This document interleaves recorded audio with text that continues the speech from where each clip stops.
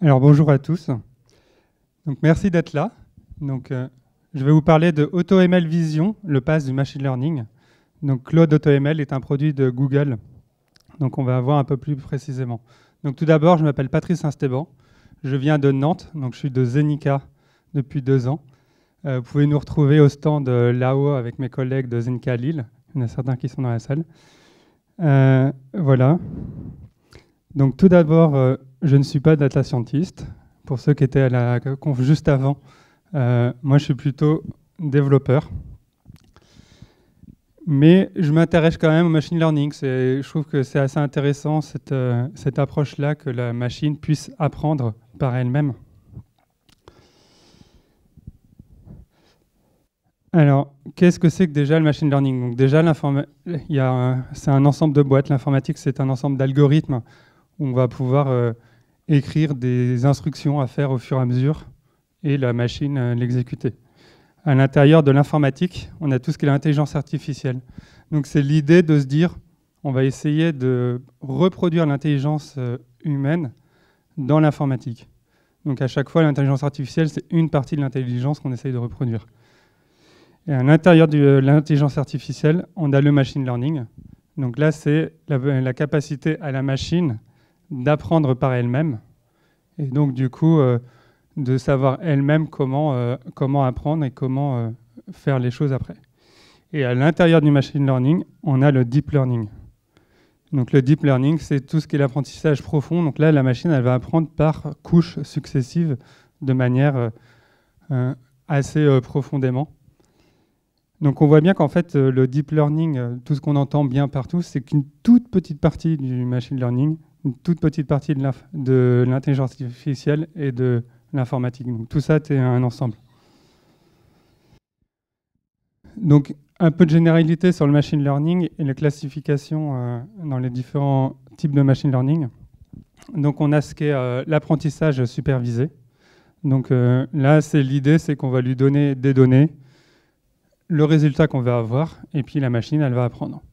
Donc là-dedans, on peut trouver tout ce qui est la classification. Donc par exemple, dans les mails, vous pouvez avoir en fait dans Gmail tout ce qui est les spams, détecter si c'est un spam ou pas, bah, c'est ça. On a pris des mails, on a dit ça c'est des spams, ça c'est pas des spams, et la machine elle a appris.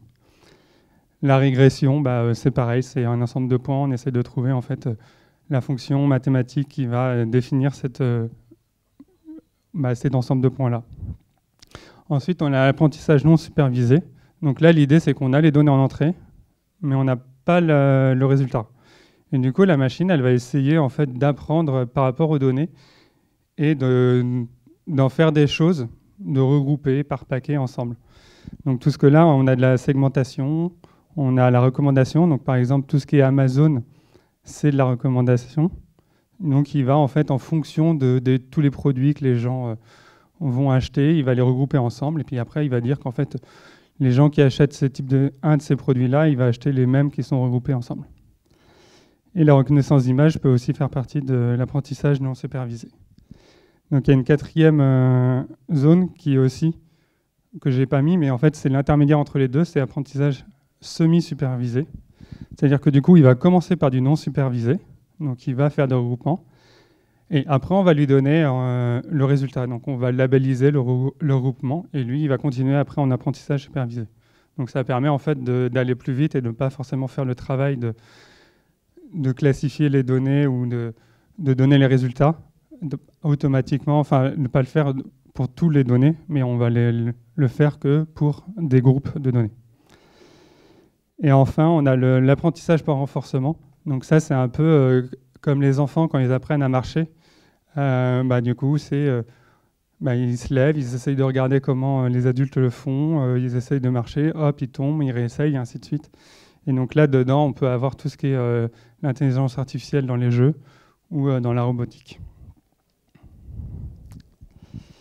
Ensuite, les différentes étapes du machine learning. Donc, la première étape, c'est la préparation, et c'est peut-être la plus importante. C'est d'essayer de récolter toutes les données que vous avez besoin pour construire votre modèle, de les transformer pour qu'elles soient toutes dans le même format et fonctionnent toutes pareil.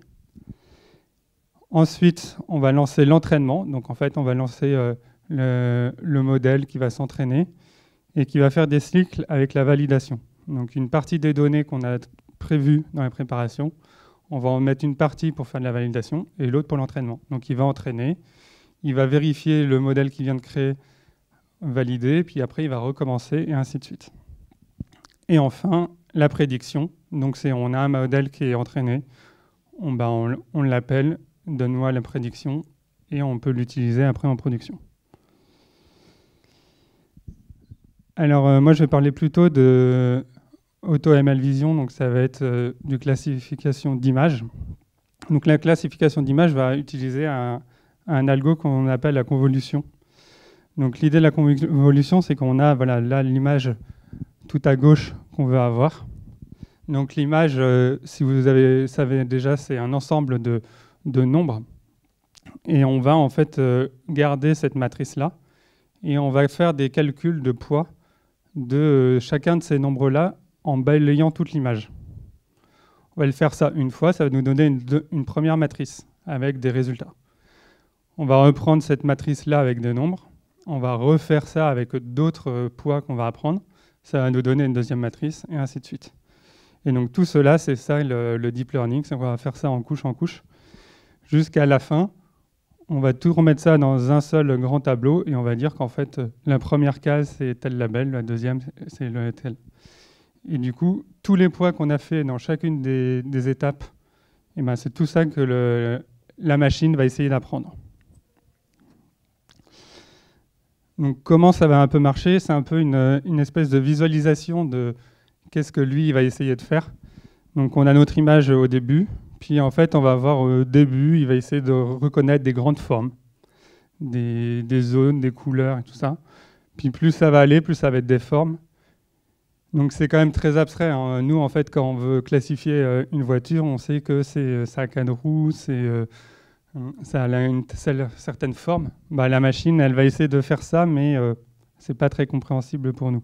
Enfin, je ne sais pas si vous voyez ces images-là, vous êtes capable de dire que c'est une voiture. La machine, au bout d'un moment, elle est capable de le lire. Donc après ce rappel sur le machine learning, je vais faire un tout petit rappel sur les différents niveaux qu'on peut avoir dans le cloud. Donc on a beaucoup parlé du IaaS, Infrastructure as a Service. Donc c'est l'idée de pouvoir louer des machines et après installer le système qu'on veut dedans. Le PaaS, Platform as a Service. Donc c'est de pouvoir en fait builder sur une plateforme et juste mettre notre code et il s'exécute automatiquement. Et le SaaS, c'est directement pouvoir utiliser le service directement. Et donc, en fait, en machine learning, Google nous propose un peu toute cette étendue-là. Donc, on peut aller de la customisation directe avec tout ce qui est compute engine, où on peut exécuter nos machines. Donc, dedans, il y a des VM qui sont spécialement faites pour le machine learning. Il nous propose aussi les clouds TPU, donc des CPU qui sont spécialement dédiés pour faire exécuter du machine learning. Dataproc, c'est pour préparer les données.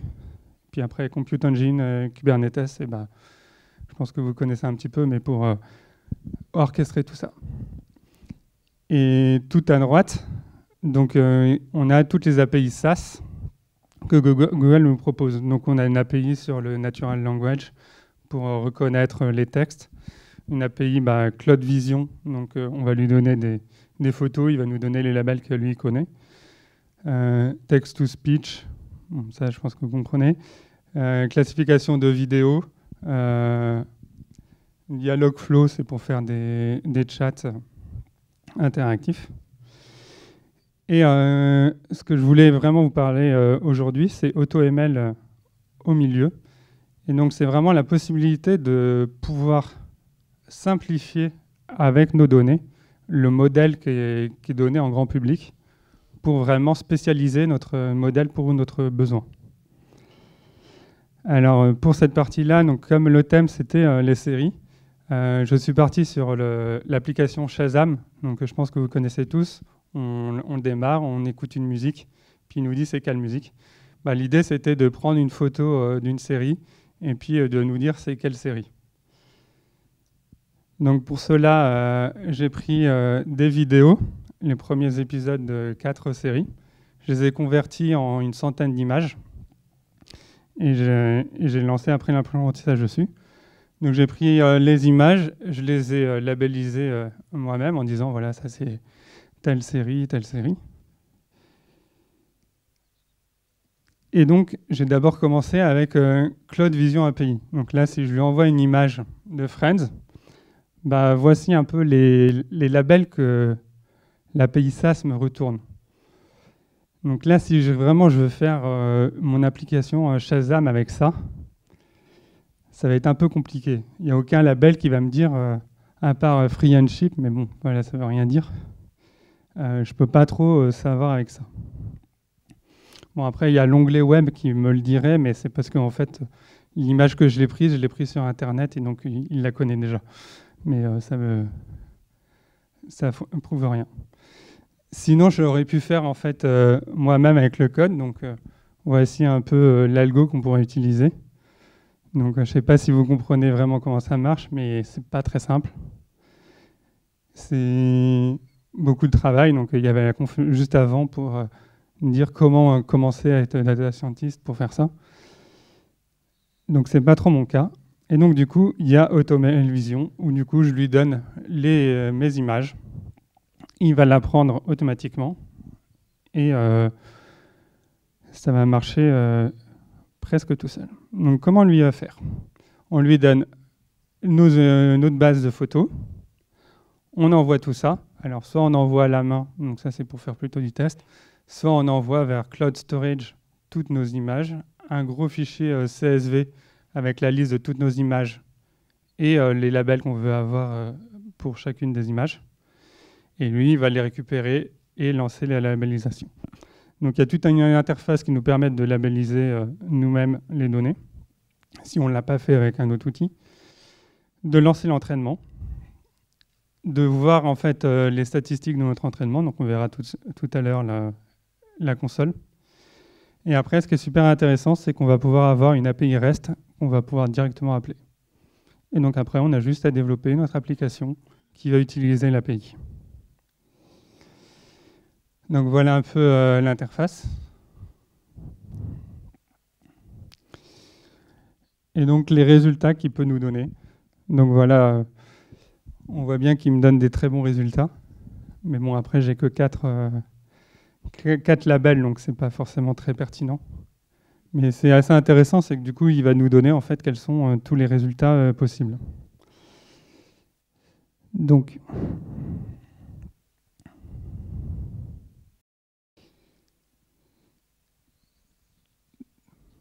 j'espère que l'Internet va bien marcher, ouais. Donc voilà, en gros, toutes les images que j'ai mis. Donc l'intérêt, c'est que quand les images seront chargées, mais je peux en fait ici relabelliser par moi-même. Je peux cliquer là pour ajouter des nouvelles photos. Et donc dans Evaluate,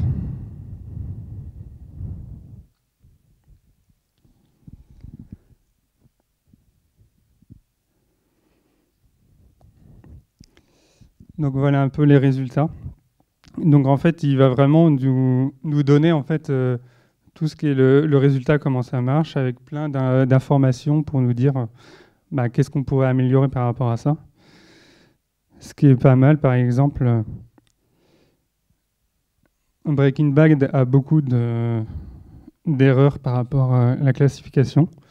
Du coup, il va commencer à me dire, ça, c'est les images qui sont bien été prédites.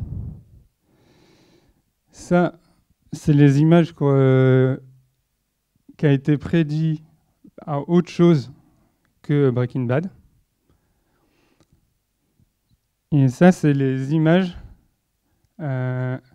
qui, du coup, il a prédit Breaking Bad, mais en fait, c'est Game of Thrones. Et donc, grâce à ça, en fait, je vais pouvoir regarder et puis aller rechercher d'autres images pour améliorer mon modèle par rapport à ça. Donc, c'est vachement pratique, vraiment, pour pouvoir, au fur et à mesure, améliorer le modèle. Et donc, une fois que j'ai ça, Donc je peux après lancer la prédiction. Donc directement dans l'interface, je vais avoir en fait un outil pour tester directement, si ça veut bien s'afficher.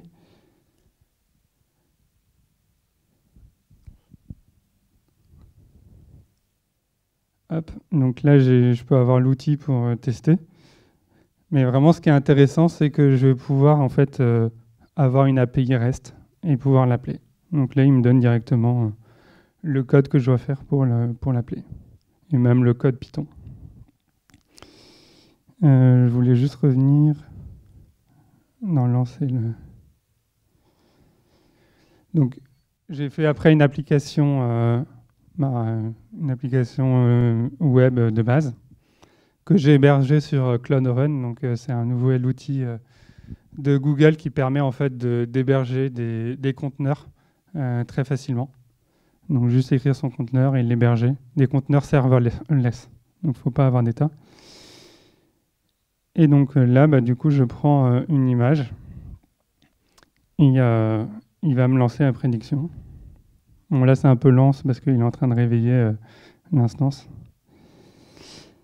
Donc, je voulais montrer pour lancer un nouvel entraînement. Donc, on le lance, on peut le nommer comme on veut. Donc, on peut choisir deux types. Le cloud hosted, donc c'est ce que j'ai fait, c'est pour après avoir une API REST. Et sinon, le edge.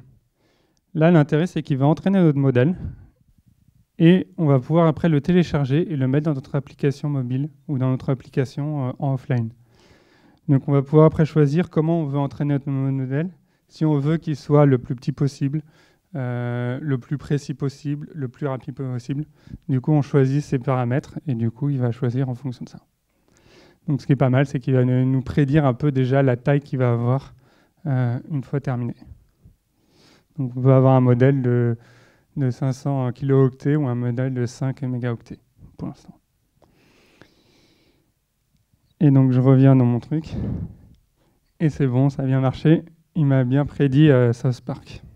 Donc, si après je mets d'autres. Game of Thrones.